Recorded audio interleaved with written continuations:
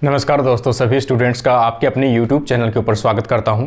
और आज अपन एक विशेष वीडियो लेके आए हैं और ये वीडियो उन सभी कैंडिडेट्स के लिए रहेगा जो कहीं ना कहीं आरपीएससी ग्रेड फर्स्ट की प्रिपरेशन कर रहे हैं या फिर आरपीएससी सेकंड ग्रेड की प्रिपरेशन का विचार कर रहे हैं या सोच रहे हैं। तो आज की ही एक अपडेट है जो आरपीएससी के द्वारा एक वैकेंसी का नोटिफिकेशन जो है वो जारी किया गया है, जो आरपीएससी में द्वितीय श्रेणी के टीचर भर्ती आती है, जिसे अपन कह सकते हैं सीनियर टीचर भर्ती या फिर सेकंड ग्रेड की भर्ती जो है वो आ चुकी है। तो आप लोगों ने नोटिफिकेशन देखा भी होगा। अब सबसे बड़ा जो डाउट है आप लोगों का कि किस विषय में या कौन सी वैकेंसी की आप तैयारी रखें। या तो आप आरपीएससी सेकंड ग्रेड की प्रिपरेशन करना चाहोगे या फिर आप आरपीएससी फर्स्ट ग्रेड की वैकेंसी की तैयारी करना चाहोगे। दो चीज़ें आपके सामने हैं और सबसे बड़ा जो डाउट रहेगा वो उन कैंडिडेट के लिए रहेगा जो पहले से आरपीएससी फर्स्ट ग्रेड की प्रिपरेशन में लग चुके हैं और अचानक से इन्होंने आरपीएससी सेकंड ग्रेड की वैकेंसी है वो भी आज जारी कर दी है। पहले अपन थोड़ा सा उसी के बारे में देख लेते हैं। देखो, जैसे यहाँ पे अपन ऑफिशियल वेबसाइट देखेंगे आरपीएससी की, तो आरपीएससी की ऑफिशियल वेबसाइट के ऊपर यहाँ पे सबसे पहले दिया हुआ है, जैसे यहाँ आप देखोगे advertisement number teacher grade second competitive exam.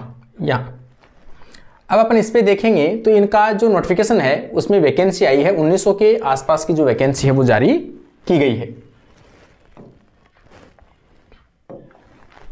तो ये जो नोटिफिकेशन है आज ही जारी किया गया है राजस्थान लोक सेवा आयोग अजमेर के द्वारा। यहाँ पे आप देखोगे के द्वारा जारी किया गया है और इसका ये एडवर्टाइजमेंट नंबर है। दिनांक आज आप देखोगे 11 दिसंबर 2024 को जारी किया गया है, जिसमें सेकेंडरी या माध्यमिक शिक्षा बोर्ड अपन कह सकते हैं, सेकेंडरी एजुकेशन कह सकते हैं, सीनियर टीचर की रिक्वायरमेंट है, रिक्रूटमेंट है, राजस्थान लोक सेवा के आयोग के द्वारा जारी किया गया है। जिसमें से इन्होंने जो पद निकाले हैं उसकी कैटेगरी जो है वो 8 कैटेगरी रहती है, जिसमें पहला जो है वो हिंदी विषय है, जिसकी वैकेंसी जो आई है वो कितनी आई है। यहाँ पे देखो दो एरिया के अंदर राजस्थान को डिवाइड किया हुआ है। एक तो होता है टीएसपी एरिया और एक होता है नॉन टीएसपी। टीएसपी जो एरिया होता है वो खास तौर से जो डूंगरपुर है, बांसवाड़ा है और यहाँ पे प्रतापगढ़ है, इनमें जो आता है वो कौन से आते हैं, टीएसपी एरिया आता है, टीएसपी। इसका मतलब ये वैकेंसी जो है वो उनके लिए अलग से होती है। जो कैंडिडेट यहाँ क्वालिफाई करेगा इनकी कट ऑफ जो है वो अलग जाती है। और ये जो कट ऑफ, ये जो वैकेंसी है या सीट है, ये कैसे होते हैं, पूरे ऑल ओवर राजस्थान को, इन स्टेट को, टीएसपी स्टेट को छोड़कर इन सब में मान्य होती है। तो यहाँ पे हिंदी में अगर अपन देखेंगे तो नॉर्मल जो है, नॉन टीएसपी, नॉन टीएसपी में देखोगे कितने हैं, 273 पद है। जबकि टीएसपी एरिया में देखोगे हिंदी के कितने हैं, 15 पद आए हैं। अंग्रेजी विषय में आप देखोगे 242 पद हैं और यहाँ पे कितने आए हैं, 85 पद आए हैं। गणित में अगर आप देखोगे तो यहाँ पर अच्छे आए हैं पद, 539 आए हैं। यहाँ पे आए हैं 155। विज्ञान साइंस विषय में अगर आप देखोगे 266 पद हैं, यहाँ पे कितने हैं, 89 है। सामाजिक सोशल स्टडी जो है, सोशल साइंस जो है, उसके अंदर यहाँ पे 70 पद हैं, जबकि यहाँ पर 18 पद है। सोशल साइंस में थोड़े कम है। संस्कृत के अंदर अगर आप देखोगे 276 है, यहाँ पे कितने हैं, 33 है। पंजाबी में आप देखोगे तो यहाँ पे 64 है और यहाँ पे क्या है, 0 है, क्योंकि इस साइड में पंजाबी नहीं चलती है। उर्दू में आप देखोगे यहाँ पे 2 है और यहाँ पर कितनी है, 7 है। इसका मतलब नॉन टीएसपी एरिया के अंदर सेकंड ग्रेड की जो भर्ती आई है उसमें कितने पद आए हैं भाई, 1727 है। और यहाँ पर टीएसपी एरिया के आप देखोगे 402 पद हैं वो स्वीकृत किए गए हैं। दोनों को मिलाकर अगर आप देखोगे कुल पद जो हैं वो कितने आए हैं, 2129 जो पद हैं वो जारी किए गए हैं। जबकि आरपीएससी फर्स्ट ग्रेड के अंदर देखेंगे तो कितने थे, 2202 पद थे। इसका मतलब लगभग दोनों के अंदर सेम ही पद रखे गए हैं। फर्स्ट ग्रेड में 2200 पद थे और इसमें कितने हैं, 2129 पद आए हैं। इसका मतलब लगभग दोनों की जो पद हैं वो सेम है। अब आप देखोगे इसकी थोड़ी सी डिटेल, अब अपन ने नोटिफिकेशन देखा है तो थोड़ी सी डिटेल और अपन देख लेते हैं। यहाँ पे देखो,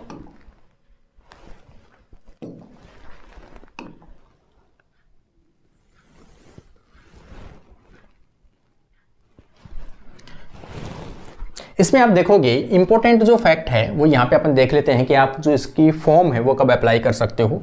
तो यहाँ पर देखो अप्लाई की जो अवधि है या जो टाइम पीरियड है वो कितना दिया है, 26 दिसंबर से लेकर आपको 24 जनवरी तक, मतलब लगभग आपके पास में 1 महीने का टाइम पीरियड है वो रहेगा। तो 26 दिसंबर से लेकर आप 24 जनवरी 2025 12 बजे तक आप फॉर्म जो है वो अप्लाई कर पाओगे। अप्लाई करने का तरीका आपको पता है पहले से, एसएसओ आईडी जो है उसके थ्रू आप अप्लाई कर सकते हो। आरपीएससी ऑफिशियल वेबसाइट ऑनलाइन दिया हुआ है, यहाँ पर इंस्ट्रक्शन फॉर एप्लीकेंट्स, ये तो आप सभी चीज़ें देख लोगे कॉमन। तो एसएसओ आईडी के थ्रू आप लोग इसको अप्लाई कर पाओगे। अब अपन चलते हैं अपने जो सेकेंड पार्ट है उसके ऊपर।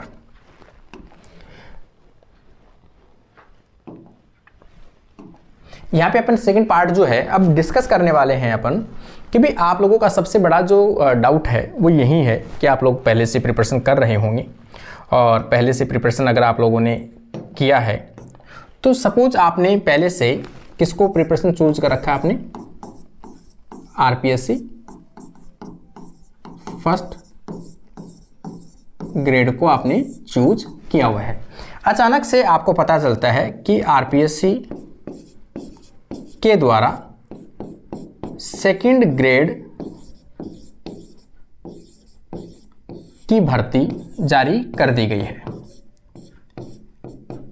अब साइंस में अपन बात करते हैं खास तौर से कि साइंस के जो कैंडिडेट है उनके अंदर सबसे बड़ा डाउट जो है वो किस चीज को लेकर रहेगा, कि एक तो ये पद की जो संख्या है उनको लेकर, पद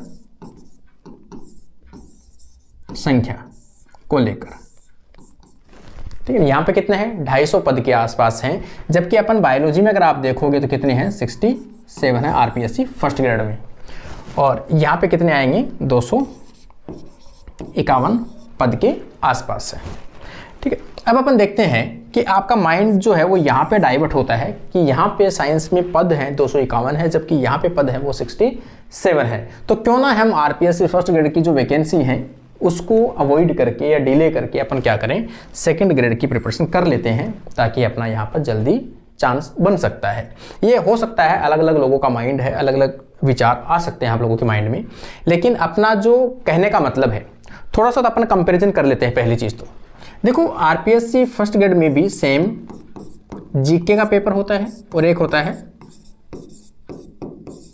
सब्जेक्ट का। यहाँ पे भी अपन देखेंगे जीके का पेपर भी होगा और एक आपका होगा सब्जेक्ट का।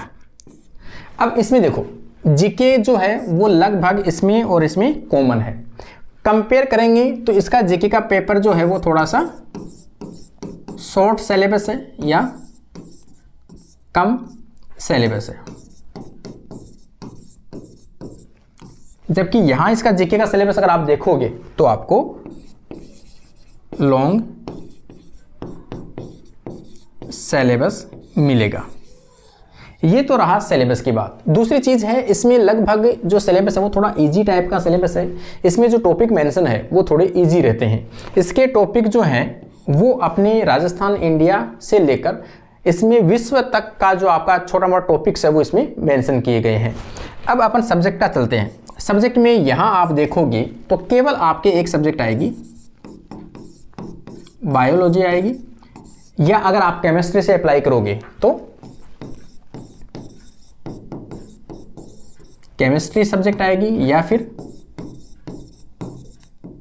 फिजिक्स से करोगे तो केवल फिजिक्स आएगी। इसका मतलब एक सब्जेक्ट के अंदर आप क्या बन सकते हो, स्कूल व्याख्याता बन पाओगे।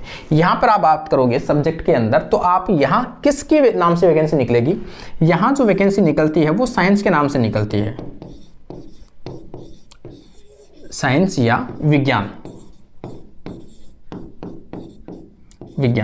अब यहाँ तक आप देखोगे सिलेबस है वो डिफ्रेंशिएट नहीं होता है कि कौन सा बायोलॉजी है, कौन सा केमिस्ट्री है, कौन सा फिजिक्स है। यहाँ तक सभी सिलेबस क्या होते हैं, सेम होते हैं, मतलब साइंस के नाम से जाने जाते हैं। तो साइंस के नाम से जाने जाएंगे तो यहाँ सिलेबस के अंदर मेंशन क्या किया गया है, आपको तीनों सब्जेक्ट पढ़नी पड़ेगी यहाँ पर, bio plus chemistry plus physics. यहाँ पे आपको सब्जेक्ट में 3 सब्जेक्ट पढ़ने पड़ेंगे। सबसे बड़ी बात है सिलेबस तीनों को पढ़ोगे तो इतना लेंथी सिलेबस है,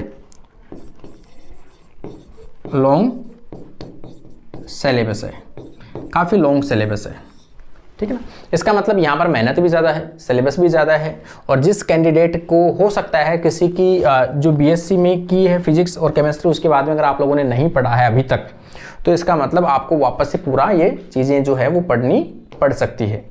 लेकिन यहाँ वो चीज़ें हैं, इसको आप अवॉइड कर सकते हो। यदि आप बायोलॉजी के हो तो इन दोनों को अवॉइड कर दो, और केमिस्ट्री के हो तो इनको ये पढ़ने की आवश्यकता नहीं है, फिजिक्स क्या है तो इन दोनों को पढ़ने की आवश्यकता नहीं है। इसका मतलब यहाँ पर्टिकुलर सब्जेक्ट आपको मेंशन रहेगी तो थोड़ा आप लोगों के लिए क्या रहेगा, ईजी रहेगा। और जो कैंडिडेट खास तौर से जो अपने सब्जेक्ट के मास्टर हैं, किसके हैं, सब्जेक्ट के यदि कोई मास्टर है, मास्टर मतलब मास्टर माइंड है, जिन्होंने नेट, जेआरएफ या सेट को अभी तक क्वालिफाई कर लिया है, इसका मतलब उन्होंने पूरा सिलेबस जो है वो कवर कर रखा है, तो उनके लिए कहीं ना कहीं ये वैकेंसी सबसे बेस्ट है। तो उनको तो कहीं डाइवर्ट होने की आवश्यकता है ही नहीं। दूसरी चीज़ अपन इन सब्जेक्ट में देखेंगे कि इस सब्जेक्ट में कौन ध्यान दे सकते हैं। पहली चीज़ तो इसकी जो क्वालिफिकेशन जो होती है मिनिमम, वो क्या होती है, बीएससी प्लस बीएड, ये इसकी क्वालिफिकेशन होती है। जबकि इसकी क्वालिफिकेशन क्या होती है, एमएससी प्लस बीएड, इसकी एमएससी प्लस बीएड होती है। तो यहाँ जो नॉलेज है वो किस लेवल का आता है, बीएससी लेवल का। नाम ऐसा दिया हुआ है कि बीएससी लेवल का आता है, लेकिन जो सिलेबस अगर आप उठा के देखोगे बायोलॉजी का या केमिस्ट्री का या फिजिक्स का, जो पर्टिकुलर कोई भी कैंडिडेट इस सब्जेक्ट से रहा है तो उसको आइडिया लगेगा कि सिलेबस में सब कुछ उन्होंने डाला है, सिलेबस में कुछ भी नहीं छोड़ा गया है, हर चीज़ इसमें मेंशन की गई है। इसका मतलब इस सब्जेक्ट में, इस वैकेंसी में किसको हाथ डालना चाहिए। पहली चीज़ तो ये कि जिसने अभी तक फर्स्ट ग्रेड की वैकेंसी की तैयारी नहीं की है, लास्ट ईयर की जो वैकेंसी थी सेकंड ग्रेड की, अगर उनका ये पहले से क्या था, टारगेट था और उन्होंने इसकी प्रिपरेशन कर चुके हैं, तो उनको इसमें हाथ डालने की आवश्यकता नहीं है। वो केवल सेकंड ग्रेड पे ही वापस फोकस करें, ठीक है। या फिर आप ये कह सकते हो जो कुछ नंबरों से रहे हैं उनके लिए तो वैकेंसी फिट है। दूसरी चीज़, कोई कैंडिडेट, यदि कोई नया कैंडिडेट है इस फील्ड में, जिसके हाल ही के अंदर बीएससी या एमएससी अभी कुछ हुआ है और वो ये चाहता है कि टीचर का एक सपना देखता है, टीचर बनना चाहता है, तो उसके लिए कौन सा पाथवे ज़्यादा बेस्ट रहेगा, तो उसके ऊपर डिपेंड करेगा। देखो, एक चीज़ तो आपके बैकग्राउंड के ऊपर डिपेंड करेगी। बैकग्राउंड का मतलब मैं यहाँ पे कह रहा हूँ कि भाई किसी ने जो 12th जो क्लास की है, 12th क्लास करने के बाद में जिस कैंडिडेट ने किसी नीट या पीएमटी, अगर इन चीज़ों की प्रिपरेशन किसी ने कर रखी है, मेडिकल साइंस की कोचिंग कर रखी है, आईआईटीज की कर रखी है, उन चीज़ों के लिए यदि आपने कहीं कोचिंग की है, दैट मीन्स आपने उस लेवल पे आपने क्या पढ़ा हुआ है, आपका फिजिक्स, केमिस्ट्री और ये बायो, ये सब चीज़ें पढ़ी हुई है आपने।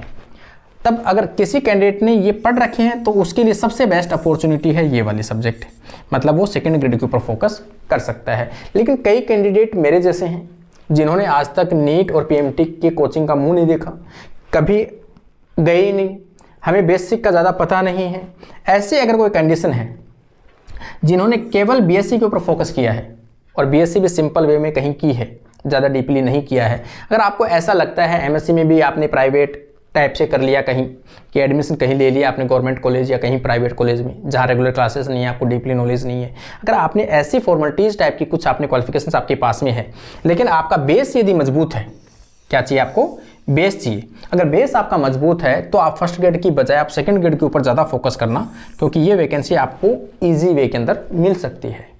तो ये पहली बात तो आपको खुद को आपको क्या करना पड़ेगा, एनालिसिस करना पड़ेगा कि हमारे लिए कौन सी वैकेंसी ज़्यादा सूटेबल है, आपका बैकग्राउंड क्या रहा है, आपको अपनी सब्जेक्ट के ऊपर कमांड क्या है, ठीक है। आपकी बायो सब्जेक्ट से हो तो आपकी केमिस्ट्री और फिजिक्स कैसी है, क्या आप उन दोनों को वापस से कवर करने लायक हो, क्या आप उन दोनों को कवर कर पाओगे, या आपने नीट और पीएमटी जैसी कोई कोचिंग की है दैट मीन्स आप आसानी से उनको कवर कर लोगे।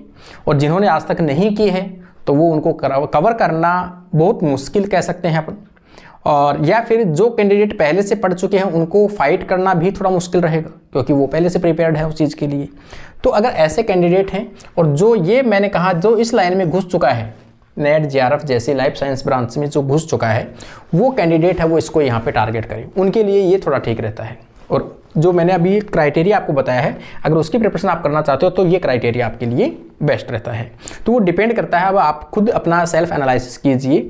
और सबसे बड़ी बात है कि आपने जिस वैकेंसी में हाथ डाला है, आपने अभी तक अपना टाइम, अपना समय, अपना वक्त जो दिया है वो सही दिया होगा। और आपको बाध्य तो अपन किसी चीज़ के लिए कर ही नहीं सकते।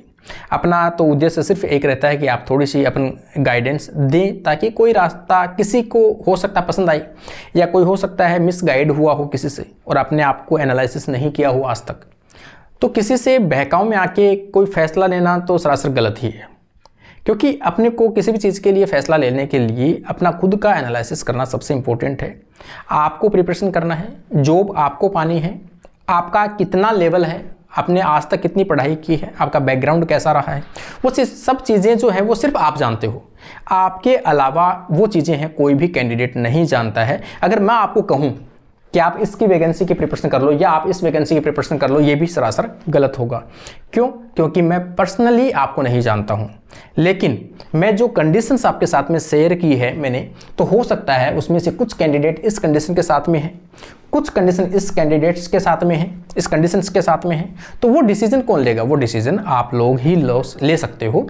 तो जो कैंडिडेट जिस क्राइटेरिया के अंदर आता है वो विशेष ध्यान दे और उसी प्रकार से अपना डिसीजन ले और उसी पाथवे पर चलें। आपको आपकी मंजिल है वो जल्दी मिलेगी और जल्दी आप लोगों का सिलेक्शन होगा। तो एक छोटा सा वीडियो था, उम्मीद करता हूँ आप लोगों को पसंद आया होगा। फिर भी अपने फ्रेंड्स तक ज़रूर शेयर कीजिए ताकि किसी को हेल्प हो सके। आज के लिए अपना वीडियो यहीं कंप्लीट होता है। Thank you guys.